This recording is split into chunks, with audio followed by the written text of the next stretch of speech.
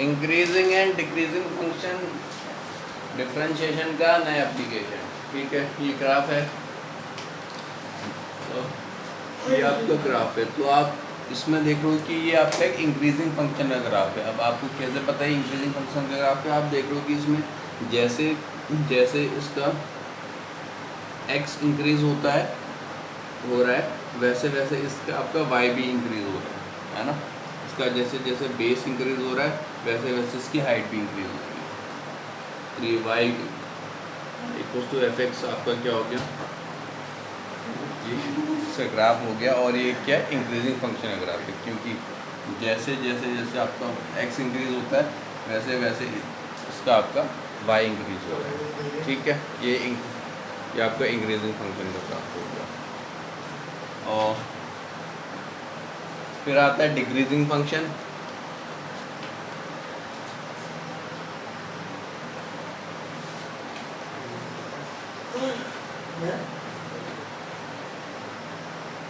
ये decreasing function का graph है। ठीक है, तो अब इसमें देखो कि जैसे x की वैल्यू इंक्रीज होती जा रही है वैसे वैसे y की वैल्यू आपकी डिक्रीज होती जा रही है। जितना आपका x आपका राइट हैंड साइड को आता जा रहा है उतना ये y वाला जो है ये आपका नीचे को आता जा रहा है। तो ये एक डिक्रीजिंग फंक्शन का ग्राफ है ना। तो इंक्रीजिंग फंक्शन वो होगा कि जब x के इंक्रीज होने के साथ साथ उसका fx भी क्या हो रहा होगा, इंक्रीज हो रहा होगा। वो एक आपका इंक्रीजिंग फंक्शन का ग्राफ। और आपका डिक्रीजिंग फंक्शन जब x के इंक्रीज होने के साथ आपका fx डिक्रीज हो रहा हो तो उसको क्या बोलेंगे हम, डिक्रीजिंग फंक्शन। ठीक है, चलिए जल्दी लिखिए इसको।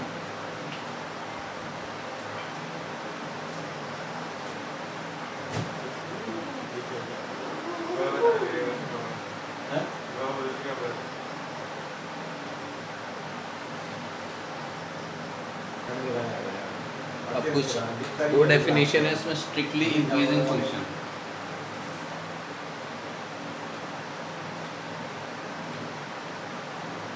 Strictly increasing function.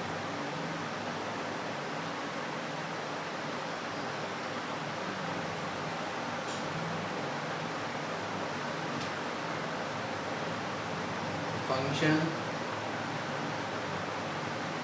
fx लिखते भी जाओ इसको, is set to be strictly increasing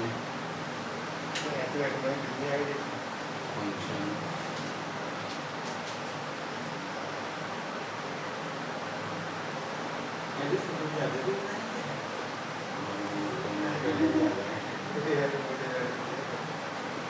if x1 is therefore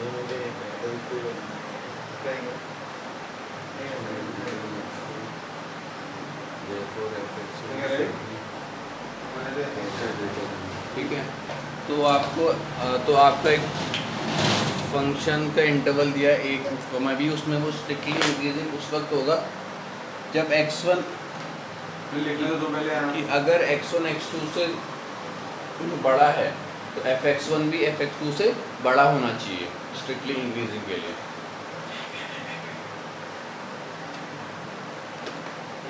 equal होना जरूरी नहीं है। नहीं, अगर x1 x2 से बड़ा है तो fx1 भी fx2 से बड़ा होना चाहिए।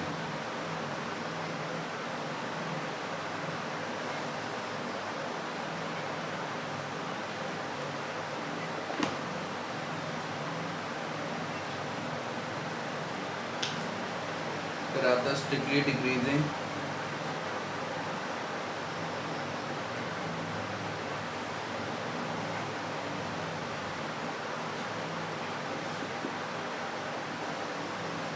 A function is said to be strictly decreasing क्या बोला?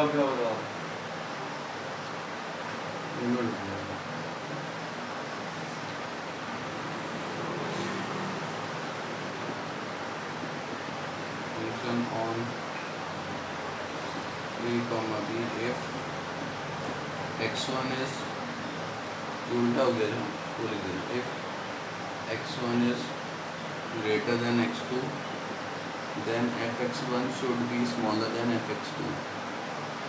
इंक्रीजिंग फंक्शन के लिए अगर x1 x2 से ग्रेटर है तो fx1 भी fx2 से ग्रेटर होना चाहिए, और इसमें डिक्रीजिंग में अगर x1 x2 से ग्रेटर है तो fx1 fx2 से स्मॉलर होना चाहिए। ठीक है, ये लिख लो, अभी क्वेश्चन से समझ में आ जाएगा।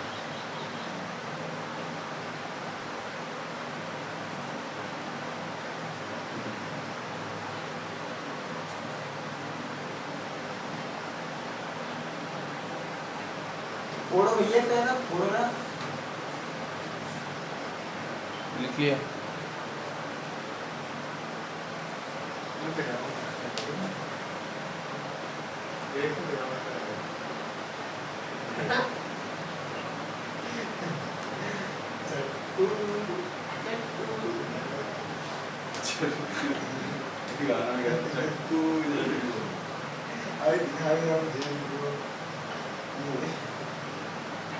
Show that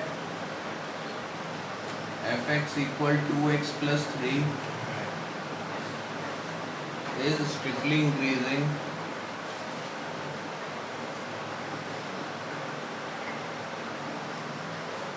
on R का मतलब real number.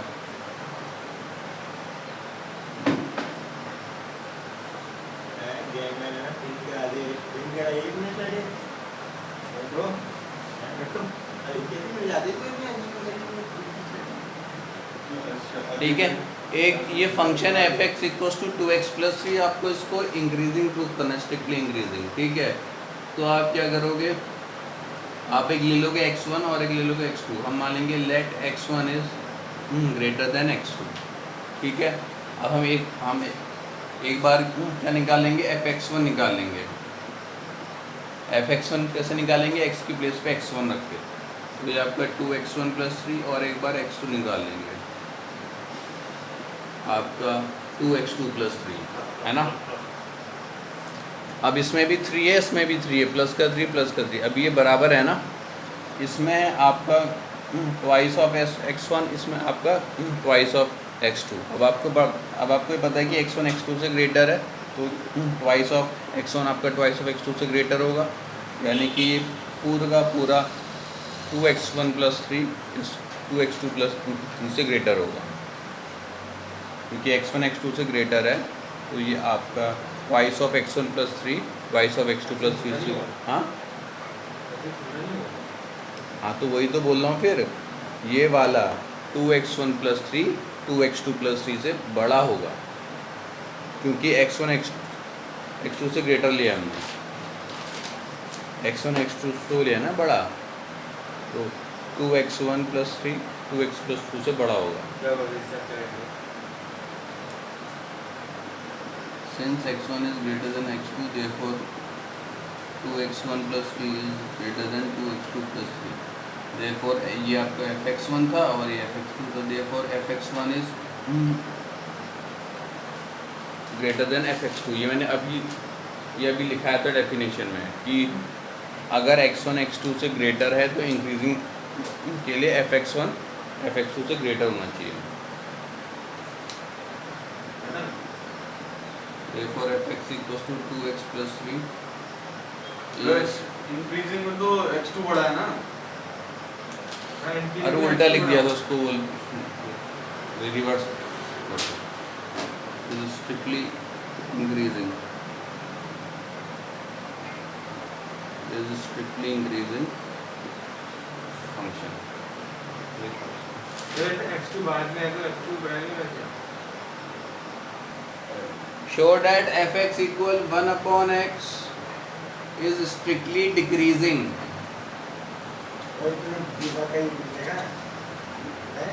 on 0, infinity।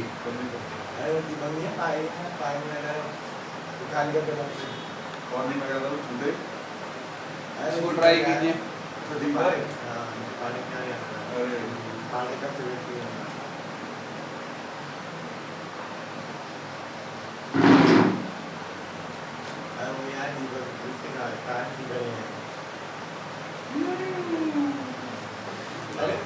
No है बस स्क्रैप है इसके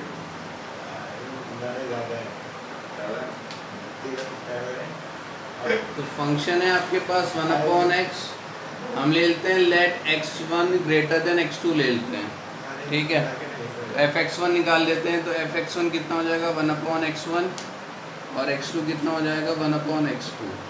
अब देखिए आपको पता है कि x1 x2 से ग्रेटर है, हमने लिया हुआ है ना, लेट किया हुआ है, तो 1/x1 1/x2 से स्मॉलर हो जाएगा ना। एग्जाम्पल की कैसे देखिए, अगर जो 3 है वो आपका क्या होता है 2 से ग्रेटर होता है ना, लेकिन अगर इसका रेसिप्रोकल करें 1/3 1/2 भी उल्टा हो जाएगा, अब 1/2 ग्रेटर हो जाएगा, है ना। Since x1 is greater than x2 but 1/x2 is greater then 1/x1, यानी कि fx1 से ग्रेटर हो जा रहा है, ठीक है। तो पेपर 2 टाइम्स हो रहे हैं, बदल गया x1 x2 से ग्रेटर हमने लिया है, लेकिन आपके आंसर में fx2 fx1 से बड़ा आ जा रहा है, तो ये क्या है स्ट्रिक्टली डिक्रीजिंग।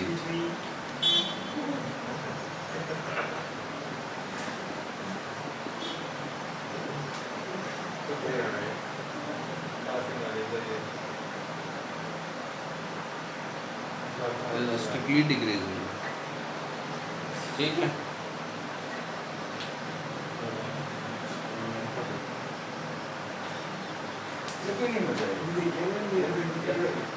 कॉमेडी कर रहा था, तक मारे जा रहा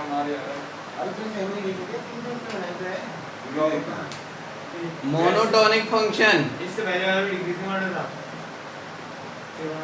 क्यों है? क्योंकि उसमें fx2 fx1 से ग्रेटर आ रहा था। fx1 fx2 से कितना है? तो मेरा लिखना अगला है मोनोटोनिक फंक्शन। मोनोटोनिक फंक्शन वो होता है जो आपका गिवन इंटरवल में इंक्रीजिंग भी होता है डिक्रीजिंग भी होता है।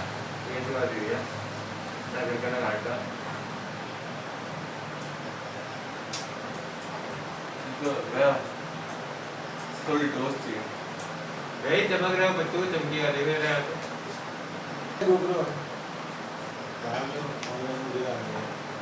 मोनोटोनिक फंक्शन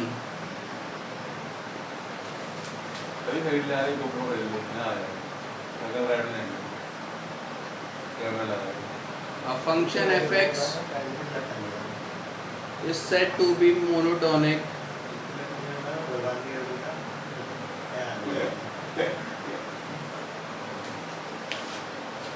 अरे चलो थोड़ी में जाएगा, आगे लगेगा शाम तक होता ही नहीं।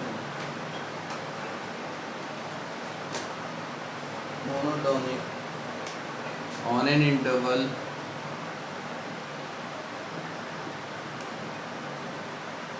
a comma b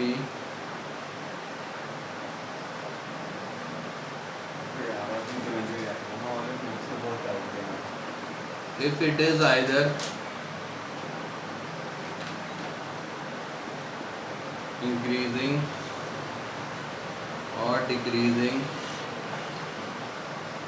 on a comma b, ठीक है, जो या तो इंक्रीज हो रहा होगा तो या तो आपका डिक्रीज हो रहा होगा। अब इसमें वो आपसे ये पता करने को बोलेगा कि फंक्शन कितने इंटरवल में इंक्रीज हो रहा है और ये फंक्शन आपका कितने इंटरवल में डिक्रीज हो रहा है, आपसे इंटरवल निकालने को बोलेगा, ठीक है। तो यहाँ पर डिफरेंशिएशन का क्या यूज़ है वो समझिए।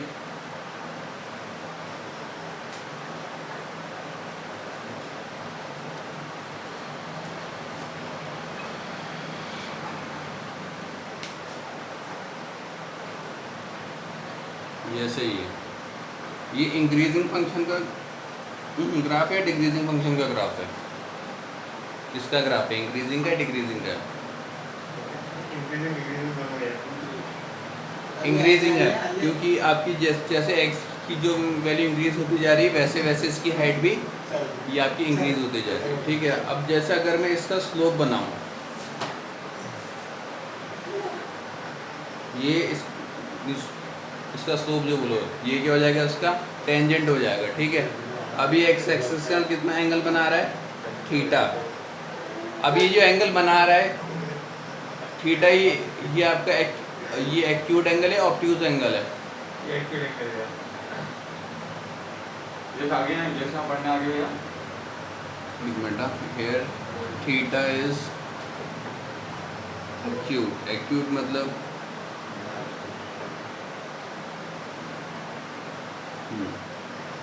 Theta is less than 90। तो इसका स्लोप कितना हो जाएगा? देखो इसका स्लोप आपका क्या होता है, 10 वो होता है ना थीटा। हम किसी टेंजेंट का स्लोप कैसे निकालते हैं? अगर उसका एंगल दिया होता है, तो अगर आपका जो थीटा एक्यूट है तो उसकी वैल्यू किस में होगी? पॉजिटिव में होगी। या फिर आप देखें कि 0 से लेकर 90 तक जो आपका 10 थीटा वो आपका इंक्रीज होता रहता है।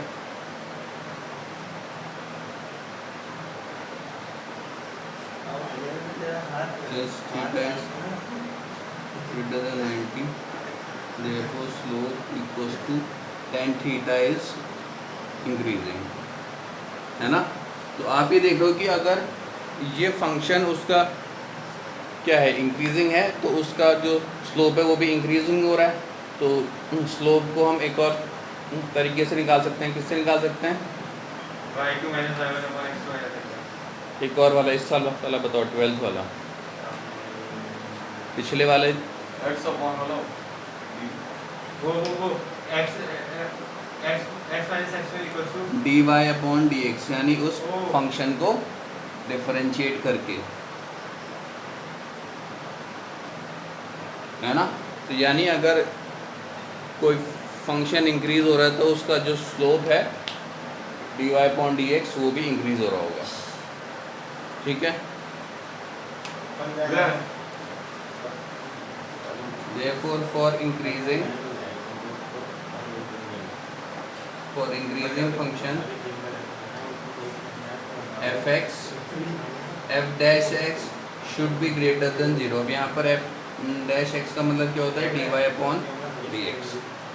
ठीक है?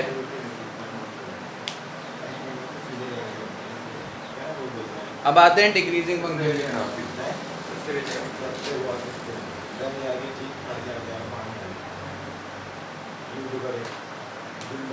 अब आते हैं डिक्रीजिंग में। ये इसका ग्राफ हो गया डिक्रीजिंग, ठीक है?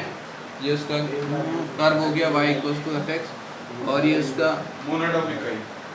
मोनोटॉन, और ये इसका वो हो गया टेंजेंट हो गया। अब इसका एक्स एक्सिस से साथ एंगल ये थीटा है ना। अब ये बताओ, ये जो थीटा है ये आपका एक्यूट है या ऑब्ट्यूज है?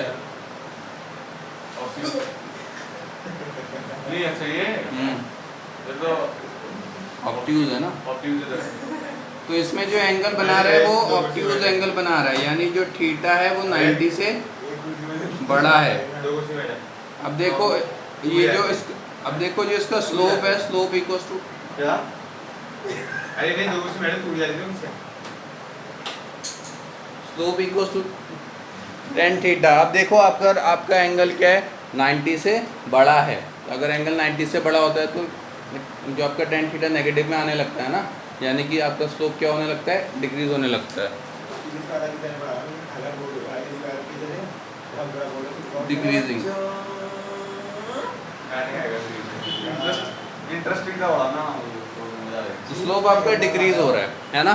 तो यानी कि अगर आपका फंक्शन डिक्रीज हो रहा है तो उसका स्लोप भी डिक्रीज होगा, यानी जो उसका f' होगा वो स्मॉलर देन 0 होगा।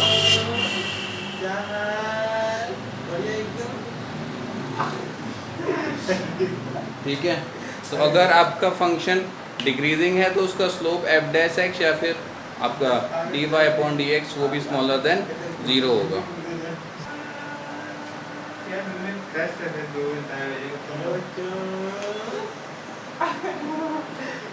Find the intervals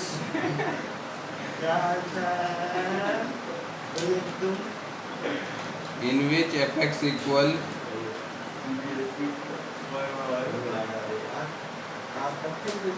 -x² - 2x + 15 is increasing or decreasing।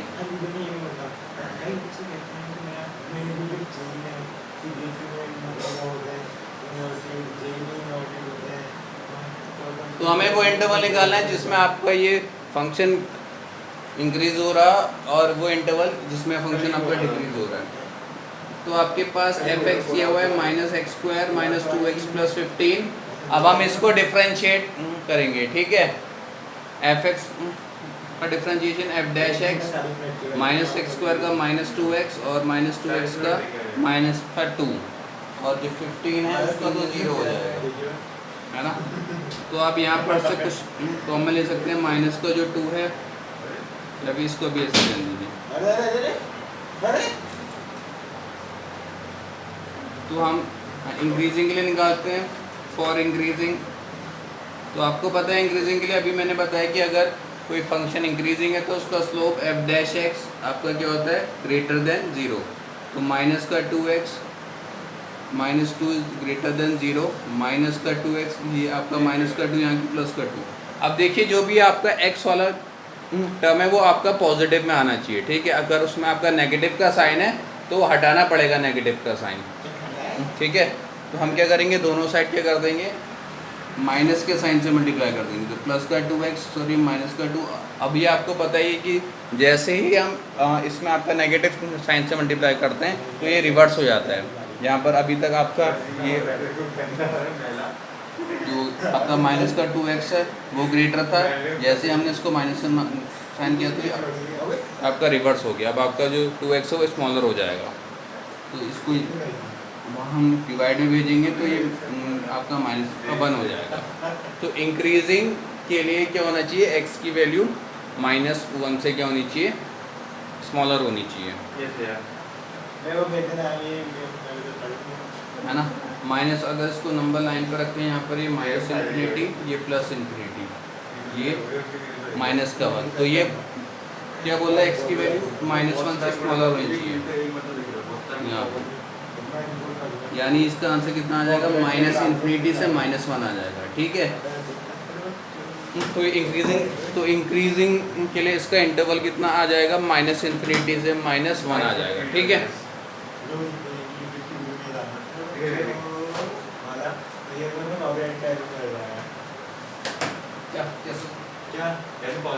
क्या भैया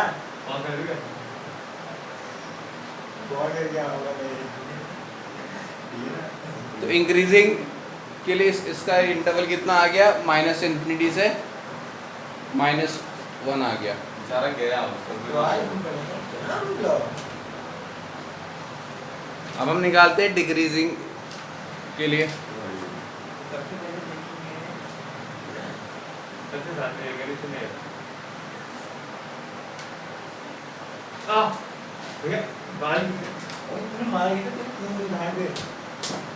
For decreasing f dash x should be smaller than 0, यानी कि माइनस का 2x minus should be smaller than 0 minus का 2x will be smaller than 2। जैसे ही minus sign से multiply करेंगे तो उल्टा हो जाएगा 2x will be greater than minus का 2, x will be greater than minus का 1। माइनस का 1 से ग्रेटर मतलब माइनस के 1 से लेकर इन्फिनिटी। तो ये इसका इंटरवल आ गया।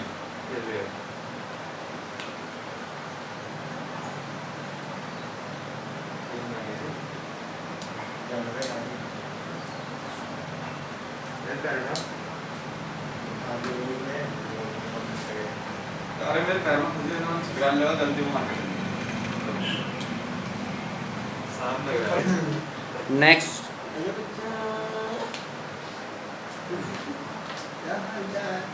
फाइंड द इंटरवल्स यार इसको भी आप इसको हटाओ यार, वीडियो जान उनको ऑनलाइन बुलाना है इन विच इतना दिमाग खराब है। fx equal करेंगे बच्चे भाई अपने ऐप में करेंगे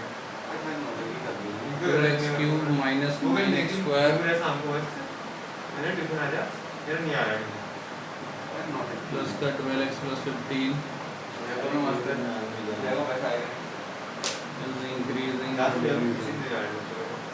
फीस भी निकला फीस है यहाँ पूरा अब ये भी कर गया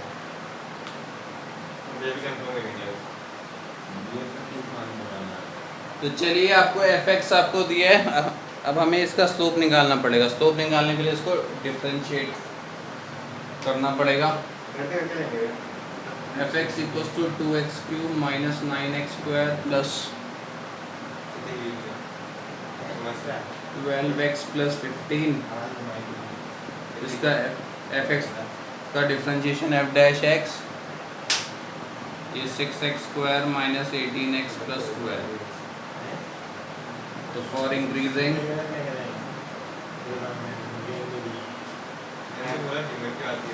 f dash x greater than 0, 6x² minus 18x plus 12 greater than 0, 6 common ले लेंगे x² minus 3x plus 2 greater than 0। Middle term splitting लगानी पड़ेगी इसमें, x² minus 2x plus 1x plus 2,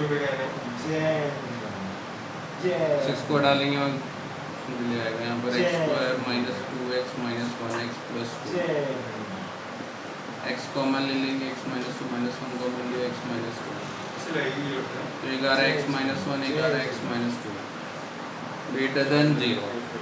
अब यहाँ पर आपके दो टर्म आ रहे हैं ना, x minus 1 and x minus 2। अगर यहाँ से x की वैल्यू निकाले तो एक x की वैल्यू 1 आएगी और एक x की वैल्यू कितनी आएगी, 2 आएगी। अभी आपको नंबर लाइन पे रखना पड़ेगा, माइनस इन्फिनिटी प्लस इन्फिनिटी। एक x की वैल्यू 1 और एक x की वैल्यू 2 आएगी ना, तो उसको यहाँ रखेंगे स्मॉलर वैल्यू, यहाँ लेफ्ट हैंड साइड में 1 और यहाँ 2। तो आपको 11th क्लास में लीनियर इनइक्वेशन आपको याद होगा, ये प्लस माइनस प्लस। तो इंक्रीजिंग के लिए आपका ग्रेटर देन वो आ रहा ना 0, तो आपको पता है ग्रेटर देन 0 को मतलब पॉजिटिव साइन, प्लस वाला तो एक ये हो जाएगा -1 से इन्फिनिटी और एक हो जाएगा आपका 2 से इन्फिनिटी, माइनस इन्फिनिटी से 1 यूनियन 2 से इन्फिनिटी। ठीक है, फिर फॉर डिक्रीजिंग के लिए निकालेंगे, या 1x लिखता है वो x दोनों से ब्रैकेट है ये, और ये ऊपर क्या नाम है 2x प्लस 1x होता है ना। For decreasing f dash x should be smaller then 0। तो f डैश x हमने पूरा सिंप्लीफाई करके x माइनस 1 x माइनस 2 क्या था, ग्रेटर देन 0। अब इसको नंबर लाइन पे देखें तो इसमें ये क्या आ रहा है, स्मॉलर देन वो आ रहा है ना 0, स्मॉलर देन 0 का मतलब नेगेटिव वाला जो इंटरवल है वो आपका 1 से 2 के बीच में। तो आपका डिक्रीजिंग के लिए इंटरवल कितना आ गया, 1, 2 आ गया।